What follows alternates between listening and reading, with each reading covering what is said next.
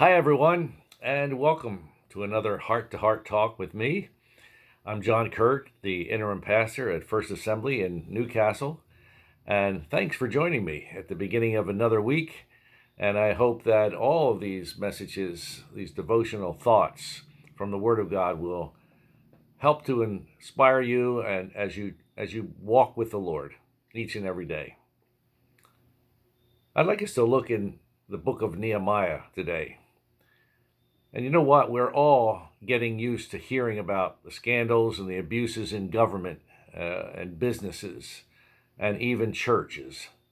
It's very difficult for people to resist the temptation that come with position and power. And it's not only politicians and business leaders who mess up. Its bosses and supervisors can abuse their position. Its parents can abuse their position. Teachers can abuse their position, even religious leaders. And recently, we all heard, I'm sure, on the news that Jerry Falwell had a scandal there at Liberty University and had to step down. And recently, I just heard of a local pastor of one of our churches who had to resign. Well, how did Nehemiah preserve his integrity when it would have been so easy to compromise? And how can we keep our integrity in such a corrupt world? Well, let's look at three principles from Nehemiah chapter 5. First of all, we should focus on the work and not on the perks. Nehemiah 5:14 through 16 says, "For 12 years, from the time I was appointed to be governor of the land of Judah, neither I nor my brothers ate the food allotted to the governor. But the earlier governors, those preceding me, placed a heavy burden on the people and took 40 shekels of silver from them in addition to food and wine. Their assistants also lorded it over the people. But out of reverence for God, I did not act like that. Instead, I devoted myself to the work on this wall, and all my men were assembled there for the work. We did not acquire any land." Nehemiah knew about the temptations of position and power. He served 12 years as governor of Judah, which meant he was the highest official in the land. There were a lot of perks as top official in the land, but Nehemiah didn't take advantage of them. The main difference between Nehemiah and the rest of the governors was a reverence for God and a desire to get the work on the rebuilding of the wall completed. Well, the second principle that will help us maintain integrity in a corrupt world is to focus on people's needs, not our personal rights.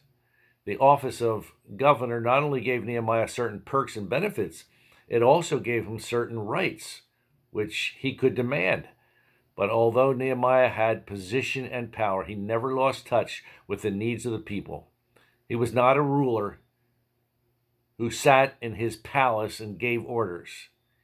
He was on the job, sharing the work like everyone else. He never lost his focus because he refused to be involved in demanding his personal rights.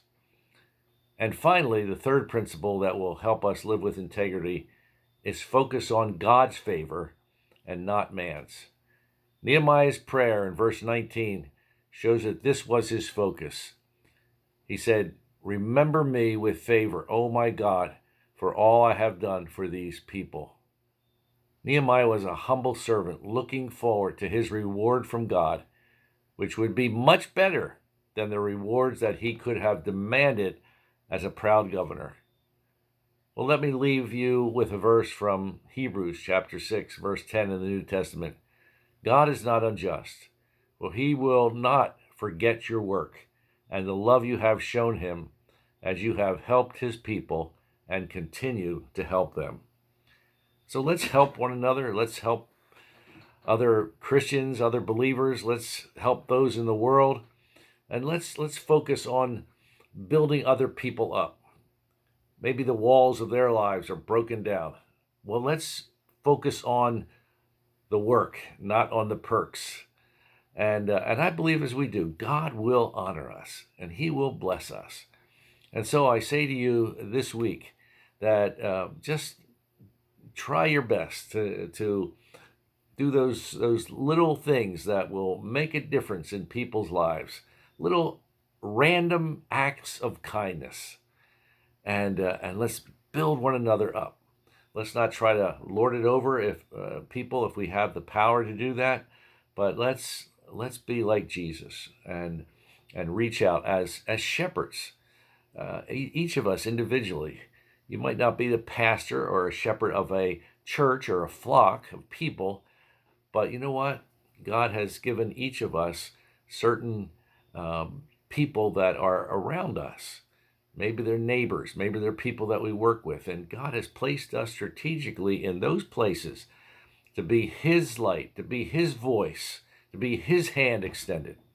So let's do that this week, and I'm sure that God will use us if we offer ourselves to Him and we have the right attitude, just like Nehemiah. So God bless you today, and Lord willing, we will see you tomorrow. Bye-bye.